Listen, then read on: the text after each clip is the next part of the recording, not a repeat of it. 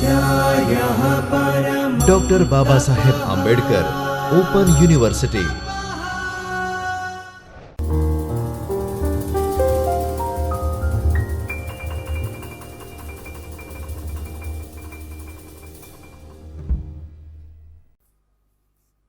નમસ્કાર વિદ્યાર્થી મિત્રો, ડૉક્ટર બાબા સાહેબ આંબેડકર ઓપન યુનિવર્સિટીના જ્યોતિર્મય પરિસરના ચૈતન્ય સ્ટુડિયોના સ્વાધ્યાય ટીવીમાં હું ડૉક્ટર ચેતના શાહ, પૂર્વ ગ્રંથપાલ અને હાલ assistant professor library and information science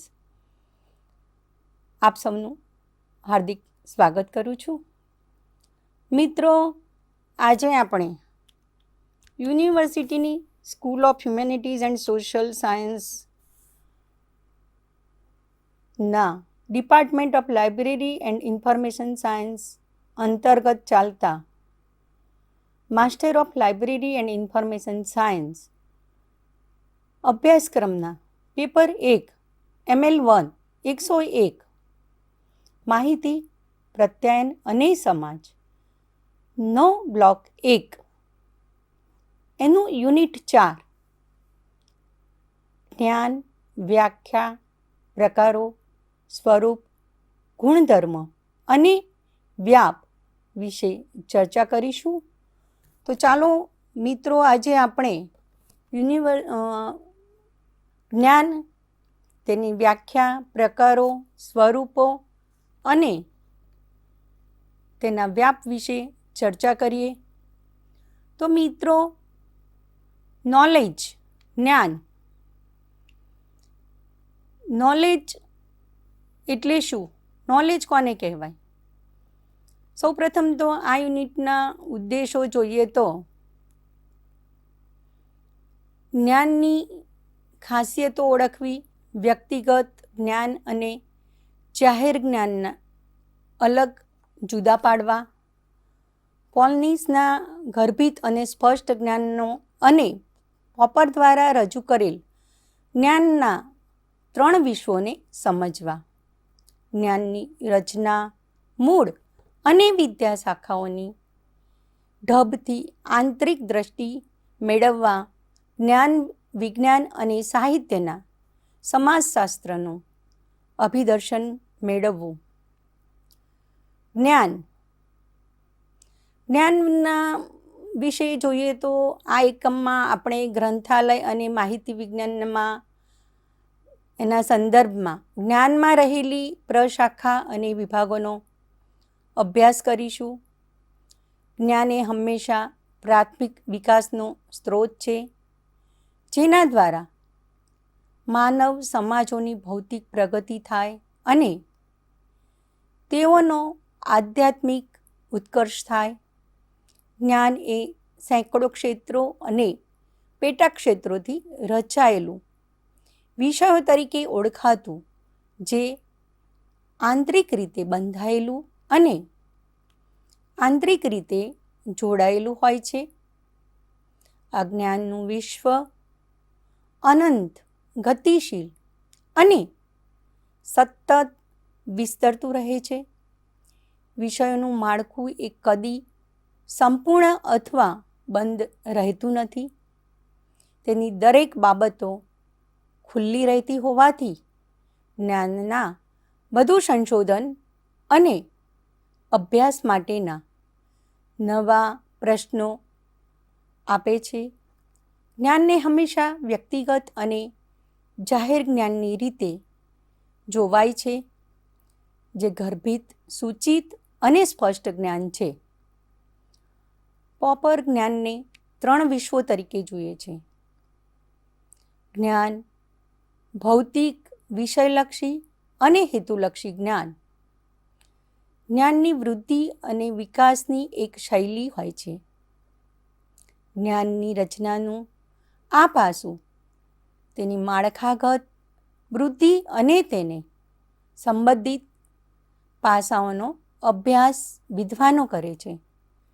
doctor રંગનાથને જ્ઞાનની રચનાની તપાસ, વર્ગીકરણની રચના અને વિકાસ અંગે અભ્યાસપૂર્ણ તપાસ કરી છે. જ્ઞાનને વિવિધ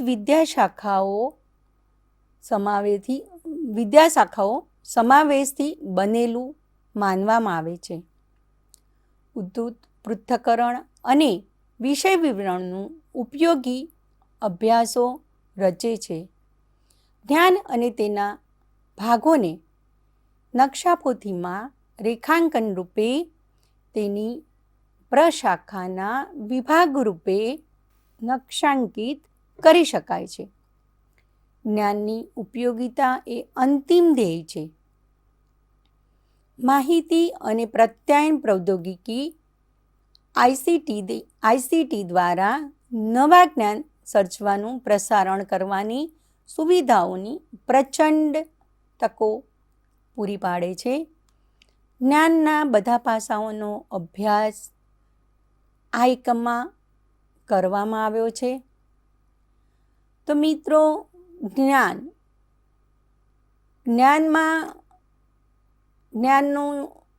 એટલે શું?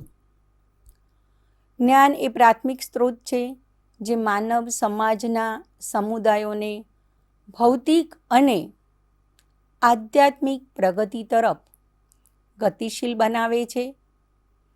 જેના લક્ષ્યો ગુફા જીવનથી સમૃદ્ધિસભર જીવન, માહિતી વિજ્ઞાન તરફ ગતિમાન બની રહ્યા છે. આધ્યાત્મિક પ્રગતિ સાથે આ એકમને કોઈ પણ સંબંધ નથી.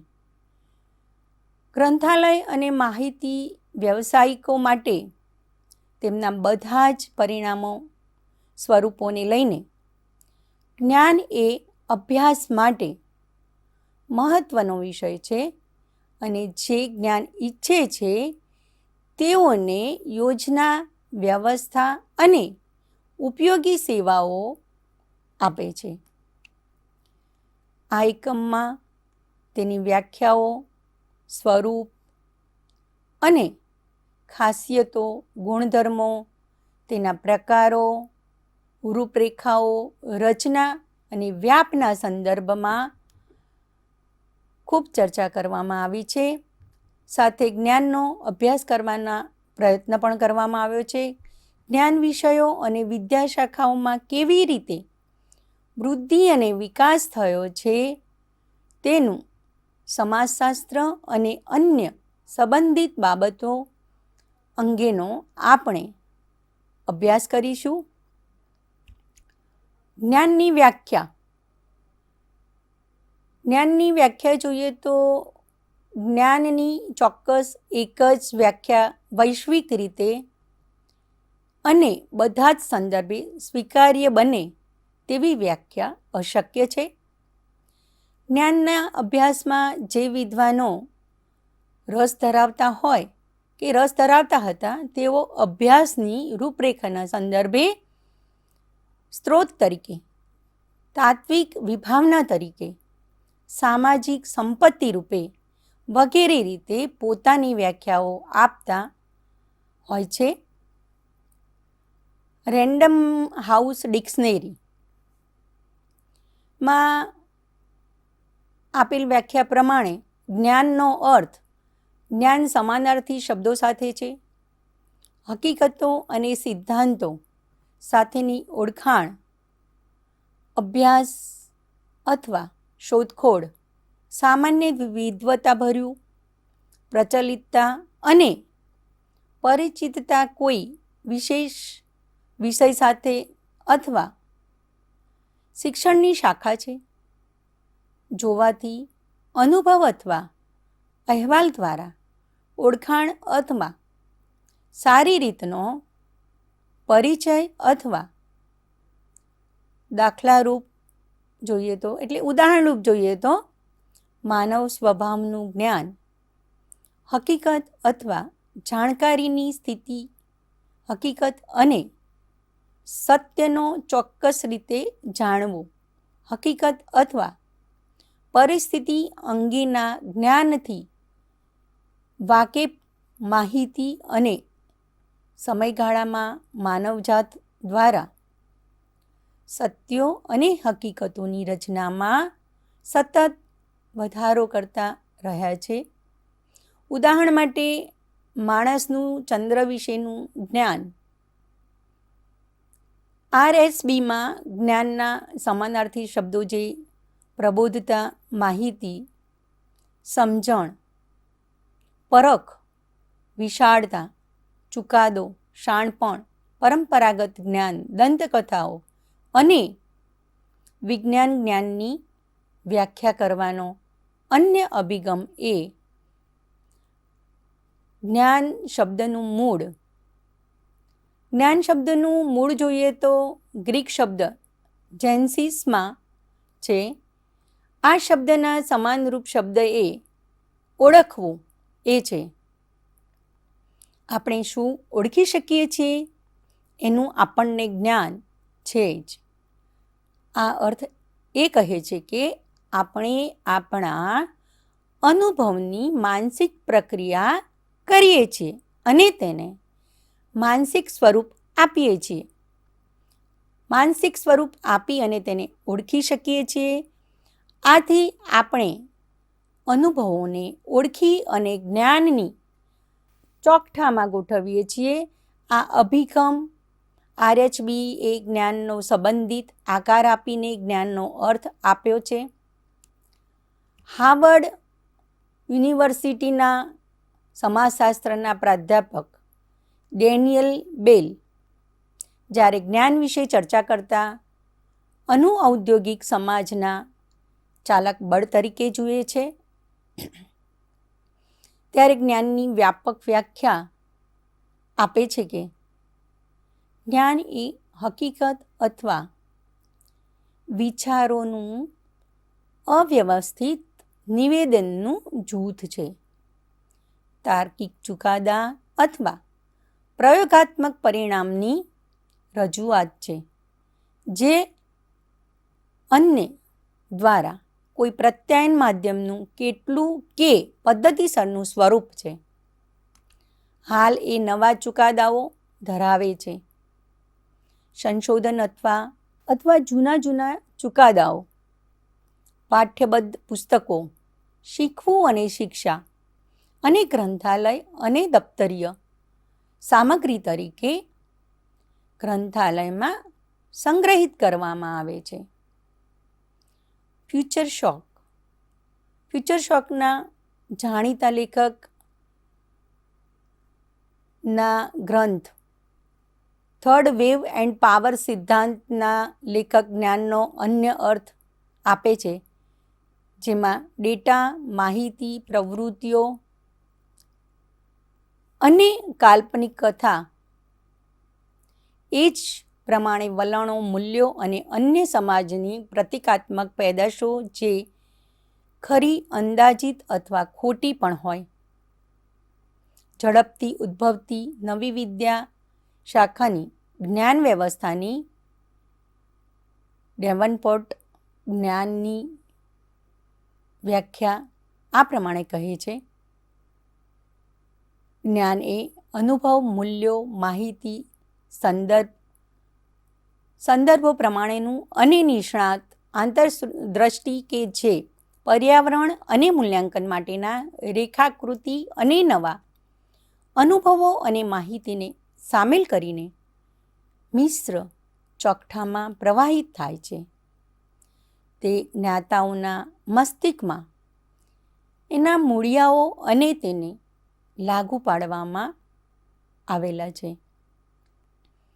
સંસ્થાઓમાં તે ઘણીવાર સમાંતર રીતે જોડાયેલું હોય છે. એ માત્ર પ્રલેખો અથવા જથ્થાબંધીઓમાં નહીં પણ સંચાલકીય રોજબરોજના કાર્યો, પ્રક્રિયાઓ, વ્યવહાર અને ધોરણોમાં સમાન રીતે જોડાયેલું હોય છે. જ્ઞાનની વ્યાખ્યાઓ સંબંધિત આ બધા જ અભિગમો વિશે વિચારીએ તો આપણે જ્ઞાનની કામચલાઉ વ્યાખ્યા આ એકમમાં ચર્ચા કરીશું. જ્ઞાન એ ઉચ્ચ કક્ષાની માનવીઓની બૌદ્ધિક પેદાશ છે કે જેમાં વ્યક્તિગત અનુભવ, વ્યક્તિગત અનુભવ, કૌશલ્યતાઓ, વિવિધ તફાવતના સંદર્ભો સમજવામાં, જેના થકી આપણી પ્રવૃત્તિઓ આ બધાને ભેગું કરવામાં અને નોંધણી સ્વરૂપ નોંધીને અન્યોને જાણકારી આપી શકે. નોંધાયેલા અનુભવ, ડેટા, માહિતી વગેરે વૃદ્ધિને આગળ વધારે છે. જ્ઞાનના પ્રકારો. જ્ઞાનના પ્રકારો વિશે જોઈએ તો આ પાઠ્યક્રમના એકમ 1માં જ્ઞાનની વ્યાખ્યા શીખ્યા. જ્ઞાનની વ્યાખ્યા આપણે જોઈ છે. જ્ઞાન એ વિચારો અને વિભાવનાઓને વ્યવસ્થિત અને માળખાબદ્ધ સંગ્રહ રચે છે. વિદ્વાનોના સમૂહમાં તેના ખૂટતા પ્રમાણમાં પ્રમાણભૂતતા હોય છે. જ્ઞાનને આપણે એ રીતે ઓળખીએ કે તે અનેક વિષયોનું બનેલું છે. તે દરેકના તેના પોતાના પેરામીટર અને સ્વતંત્ર અભ્યાસ માટે વ્યાપક હોય છે. આજની સદીના આરંભથી જ્ઞાનના વિશ્વમાં અનેક વિષયોનો સમાવેશ થયેલો છે. અનેક વિદ્યાશાખાઓમાં આંતરિક રીતે જોડાયેલા છે અને ઘણી વિદ્યાશાખાઓ એકબીજાની સાથે કટિબદ્ધ રીતે જોડાયેલી છે. આ વિદ્યાશાખાઓ બહુવિધ પરિણામોના માર્ગોમાં ચાલતી રહે છે. એવું કહેવામાં આવે છે કે આજના આપણા જ્ઞાનનો પાયો એ પરંપરાગત કુદરતી વિજ્ઞાનો, સામાજિક વિદ્યાઓ, સામાજિક વિજ્ઞાનો અને માનવીય વિદ્યાઓના કરતાં ઘણું વધારે તેમાં સામેલ કરેલ હોય છે. તેમાં રાષ્ટ્રની વ્યૂહાત્મક વિભાવનાઓ, તેમાં વિદેશ રણનીતિ, તેની કાર્યક્ષમતાઓ અને વિશ્વ ઉપર તેની સાંસ્કૃતિક અને વિષયાત્મક પ્રભાવને આધારે છે. આમ જ્ઞાનનો અંકુશ એ સત્તા માટેનો વિશ્વવ્યાપી સંદર્ભ, એ જ પ્રમાણે સૌથી વધુ શક્તિશાળી હથિયાર છે. એ બાબત સૌથી મુશ્કેલ છે કે જ્ઞાન ઉપયોગિતામાં તેનો ઉપયોગ એ મૂળભૂત છે. જ્ઞાનનો ગમે તે સ્વરૂપે માત્ર સંગ્રહ કરવો, તેનું થોડું ઘણું મહત્વ હોઈ શકે. જો તેનો યોગ્ય ઉપયોગ ન થતો હોય તો જ્ઞાનનો માણસો સારા અથવા ખરાબ માટે પણ ઉપયોગ કરી શકે છે. વિનાશક હથિયારો, અણુઓ, રાષ્ટ્રની સુરક્ષા માટે દેખાડવા માટેનું ઊંચી કક્ષાનું સંશોધન મેળવ્યું હોય તેમાંથી છટકી જવાતું હોય છે. પણ એ જો આપણે ભેદ પાડ્યા વિના ઉપયોગમાં લીધેલું હોય તો બધા સજીવ જીવોને સંપૂર્ણ વિનાશને નોતરે છે. જ્ઞાનની મહત્વની ખાસિયતો જોઈએ તો જ્ઞાન એ અનંત છે. જ્ઞાન એ ગતિશીલ, સતત રીતે અને હંમેશા વિસ્તરતું રહે છે. કોઈ પણ વિદ્યાશાખામાં કોઈ અંતિમ શબ્દ કદી પણ કહેવાય નહીં. તેઓ સૌથી ઉત્તમ કક્ષાએ વિષયનું વિવેચન, સુધારણા, સંવાદ, પરિવર્તન અથવા સુધારણાઓમાં રહેલું છે. બુદ્ધિશાળી માણસો વિપુલ જ્ઞાન પ્રાપ્ત કરી શકે છે. જ્ઞાન બીજાઓને વહેંચવાથી તે વ્યક્તિને કશી ખોટ જતી નથી. જ્ઞાન જૂનું થઈ શકે છે. જ્ઞાનના પ્રકારો અને વ્યાપ વિશે ચર્ચા કરીએ તો તેનો પ્રથમ પ્રકાર વ્યક્તિગત અને જાહેર. સાર્વજનિક જ્ઞાન. પબ્લિક નોલેજ જ્ઞાનનો વ્યાપક રીતે બે જૂથોમાં વહેંચી શકાય. વ્યક્તિગત જ્ઞાન અને સામાજિક જ્ઞાન. એટલે સાર્વજનિક જ્ઞાન. વ્યક્તિગત જ્ઞાન એ વ્યક્તિનું જ્ઞાન છે અને એવું માનવામાં આવે છે કે અન્ય લોકોને સુલભ હોય છે. સામાજિક જ્ઞાન એ સમાજ દ્વારા સામૂહિક રીતે સૌનું સહિયારું જ્ઞાન હોય છે. સામાજિક જ્ઞાન એ સમાજના સૌ સભ્યોને મુક્તપણે અને સમાન રીતે પ્રાપ્ત થતું રહે એવું હોય છે, એવું માની લેવામાં આવે છે.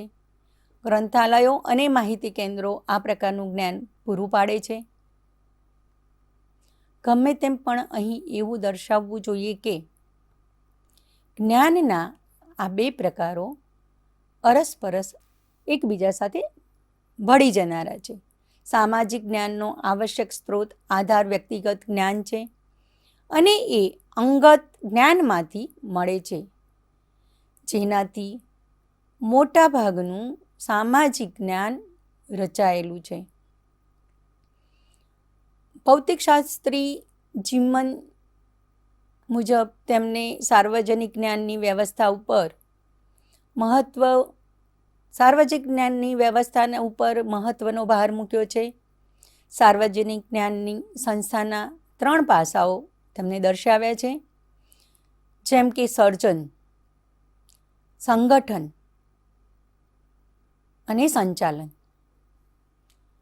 વાङ्મય સંગઠન સર્જન દ્વારા, સંગઠન એટલે તે લોકોના પ્રયત્નોનું પરિણામ છે કે જેઓ પ્રયોગો સાધનો દ્વારા જ્ઞાન સર્જન કરે અને શોધખોળના અન્ય પદ્ધતિઓ અને તેઓનું પ્રત્યાયન થઈ શકે તે સ્વરૂપ નોંધ કરે.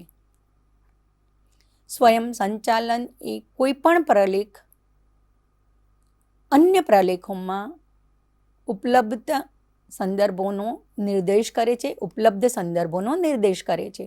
ઉત્કૃષ્ટ કરેલા અને ઉલ્લેખીય કરેલા પ્રલેખો વચ્ચે વિચારની કડી સ્થાપિત કરે છે, જ્યારે પ્રસારેલું જ્ઞાન ઘણું રસભર્યું બૌદ્ધિક સંગઠન પૂરું પાડે છે. ગ્રંથપાલો પ્રચલિત એવા વર્ગીકરણના પરંપરાગત ધોરણોને આરપાર ભેદી શકે છે. આ એકમની અંદર વાङ्મય સંગઠન એ પ્રાથમિક પ્રલેખોના સંગઠનનો નિર્દેશ કરે છે. વાङ्મય સૂચિઓ નિર્દેશીકરણ અને સૂચિકરણ, સારકરણ, સામયિકો અને અન્ય વિવિધ પ્રકારની માહિતી પેદાશો અને સેવાઓમાં નિર્દેશ કરે છે. જ્ઞાનનો બીજો પ્રકાર જોઈએ તો ગર્ભિત અને સ્પષ્ટ જ્ઞાન. ગર્ભિત અને સ્પષ્ટ જ્ઞાન વિશે ચર્ચા કરીએ તો જ્ઞાનના 2 જૂથો પોલિયનની જુદી રીતની અભિવ્યક્ત થયેલા છે. સ્પષ્ટ જ્ઞાન એ બીજાઓને મૌખિક અથવા નોંધણી દસ્તાવેજી સ્વરૂપે અભિવ્યક્ત થયેલું હોય અને ગર્ભિત જ્ઞાન એ વ્યક્તિનું અંગત જ્ઞાન છે. એ વ્યક્તિ દ્વારા અભિવ્યક્ત થાય છે અથવા એ વ્યક્તિ દ્વારા અભિવ્યક્ત ન પણ થયેલું હોય. સામાન્ય રીતે મોટાભાગના લોકો તેઓ પોતાનું અંગત જ્ઞાન અમુક હદે અભિવ્યક્ત કરે છે અથવા ન પણ કરે. કેટલીક વખત તે નિશ્ચયપૂર્વક અભિવ્યક્ત કરે અથવા કેટલીક વખત ના પણ કરે. તેઓ પોતાનું વિશિષ્ટ કૌશલ્ય વર્ણવી શકતા નથી. એનું ઉદાહરણ તરીકે જોઈએ તો કલાઓ અને કૌશલ્યના આવડતના નિષ્ણાતો દ્વારા પ્રયોગો થકી પ્રદર્શિત કરે પણ સમજાવે નહીં. સંગીતમાં તબલાના વળાંક નિષ્ણાત દ્વારા પ્રયોગો પ્રદર્શિત કરે પણ તેને વર્ણવામાં અથવા સમજાવવામાં પરિણામ રૂપે રજૂ કરી શકાશે નહીં. પોલિયાનીમાં આ મુદ્દે બતાવે છે કે બીજાઓ કહીએ અથવા સમજાવીએ છીએ તેના વિશેષ વધુ આપણે જાણતા હોઈએ છીએ. ગર્ભિત જ્ઞાન અને સ્પષ્ટ જ્ઞાન વચ્ચે તફાવત દર્શાવવાનો અન્ય માર્ગ એ છે કે જ્ઞાનની રચના છે જે વિષયલક્ષી, વ્યવહારુ અને સમાનતા, જ્યારે સ્પષ્ટ જ્ઞાન જે ઉદ્દેશોવાળું, સૈદ્ધાંતિક અને આંકીય છે. ઘણીવાર આપણે ભાષાના ભાગ વિશે વાત કરીએ, ચહેરાના ભાવની અભિવ્યક્તિઓ અને અન્ય સંજ્ઞાઓ જે દ્વારા વ્યક્તિઓ ઈરાદાઓથી ઘણો બધા કહી શકાય તે શબ્દો દ્વારા અભિવ્યક્ત ક્યારે પણ થઈ શકતું નથી. આથી એવું કહેવાયું છે કે ગર્ભિત જ્ઞાન ઘણું ઊંચું એવું વ્યક્તિગત છે અને તેને આકાર આપવો મુશ્કેલ. સંદેશાનો સંપર્ક અથવા બીજાઓ સાથેની ભાગીદારી તેને મુશ્કેલ બનાવે છે. ગર્ભિત જ્ઞાન એ સ્પષ્ટ જ્ઞાન જેટલું જ મહત્ત્વનું છે. જ્ઞાન વ્યવસ્થાની નવી વિદ્યાશાખામાં આ ગર્ભિત જ્ઞાન તે છે જેના મૂલ્ય ઘણું જ મોટું, જે કંપનીની વાસ્તવિક તાકાતથી બનેલું છે. વ્યક્તિઓનું જ્ઞાન વિવિધ સાધનો અને પદ્ધતિઓ દ્વારા દોહન કરાયેલું છે. કંપનીની સંચાલકીય તાકાતની સંગઠનાત્મક વધુ રચના કરવા હરીફાઈ મુક્ત બજારમાં રહેવું પડે છે. જ્ઞાનના 3 વિશ્વો. જ્ઞાનના 3 વિશ્વો વિશે વિચાર કરીએ તો જ્ઞાનના અન્ય દ્રષ્ટિકોણનો માર્ગ કાર્લ પોપર ઓળખાયેલા જ્ઞાન જૂથોનો છે, જે તાત્વિક ભૂમિ ઉપર બધું છે. પેપર પંચીકરણાત્મક યોજના એ જ્ઞાનના 3 વિશ્વોને જુએ છે. એક ભૌતિક વિશ્વ, જેમાં વિશાળ પૃથ્વી પણ વિશ્વના કિરણોત્સર્ગ અને પદાર્થની વિશાળતામાં જગ્યા સરખો ડાઘ પણ બિનમહત્વનો છે. વિષયલક્ષી વિશ્વમાં એ માનવ જ્ઞાનનું છે જે વ્યક્તિગત જ્ઞાન સાથે સુસંગત ભર્યું રહે છે. એ બીજો પ્રકાર છે. ત્રીજું વસ્તુલક્ષી વિશ્વ એ છે કે જે માનવની પેદાશ છે, જે ભાષાઓમાં, કલાઓમાં, વિજ્ઞાનો અને પ્રૌદ્યોગિકીઓમાં નોંધાયેલી છે.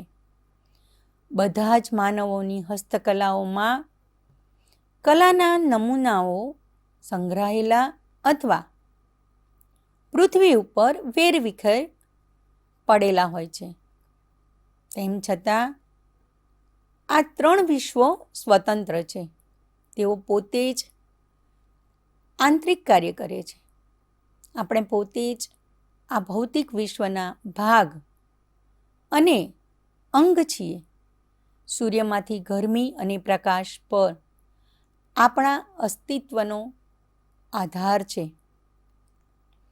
હવામાંથી ઓક્સિજન, કાર્બન ડાયોક્સાઇડ એ વૃક્ષો અને છોડવા પોતાનામાં સમાવી લે છે. ઝરણાઓમાંથી તાજું પાણી આપણા ખોરાકમાં કાર્બોહાઈડ્રેટ અને પ્રોટીન 2 રીતે આપણે પૃથ્વીમાંથી મેળવીએ છીએ. જોકે આપણા મન અને બુદ્ધિ અને આપણી અન્ય જ્ઞાનેન્દ્રિયો દ્વારા માનવીઓ તેઓની આસપાસના વાતાવરણમાંથી નિરીક્ષણ કરે અને આપણે આપણી પોતાની વિષયલક્ષી સમજણો કેળવીએ કેળવીએ છીએ. ત્રીજું વિશ્વ એ એક એવું છે કે જેમાં બધા માનવીના વિચારો, ખ્યાલો અને અનુભવો એ મુદ્રિત અથવા અમુદ્રિત માધ્યમ સ્વરૂપમાં દસ્તાવેજીકરણ કરે છે, જે બધા જ ગ્રંથાલયો અને માહિતી કેન્દ્રો માટે વેપારમાંનો સંગ્રહ છે. વ્યક્તિગત જ્ઞાનનું આયુષ્ય ટૂંકું છે. માનવ ઇતિહાસમાં જે મહાન વ્યક્તિઓ જોવા મળે છે, તેઓએ જીવનમાં ઘણા બધા પડાવોમાં અસાધારણ સફળતાઓની સિદ્ધિઓ હાંસલ કરેલી છે. આ પ્રકારની અદ્વિતીય વ્યક્તિઓ પાસે મહાન બૌદ્ધિક શક્તિની છાપ તેઓની ઇતિહાસમાં છોડી જતા હોય છે, પરંતુ તેમના મૃત્યુ બાદ તરત જ તે જ્ઞાન જતું રહે છે. દરેક પેઢીમાં આ પ્રકારની વ્યક્તિઓ જન્મતી નથી. તેમ છતાં જ્ઞાન અંગત અને સાર્વજનિક જ્ઞાનનો સમાવેશ કરે છે. વ્યક્તિગત જ્ઞાનનું આયુષ્ય ટૂંકું છે. બધું જ ગર્ભિત જ્ઞાન નિસ્વાદ હોતું નથી. એથી દસ્તાવેજી નોંધણી કરવી શક્ય નથી. આ લેક્ચરમાં આપણે જ્ઞાનની વ્યાખ્યાઓ, સ્વરૂપ, ખાસિયતો, ગુણધર્મો અને તેના પ્રકારો વિશે ચર્ચા કરી. હવે પછીના લેક્ચરમાં આપણે જ્ઞાનની રૂપરેખાઓ, રચના અને વ્યાપના સંદર્ભે સાથે જ્ઞાનનો અભ્યાસ કરીશું. નમસ્કાર. ફરી મળીશું આ જ માધ્યમ દ્વારા. સ્વાધ્યાયઃ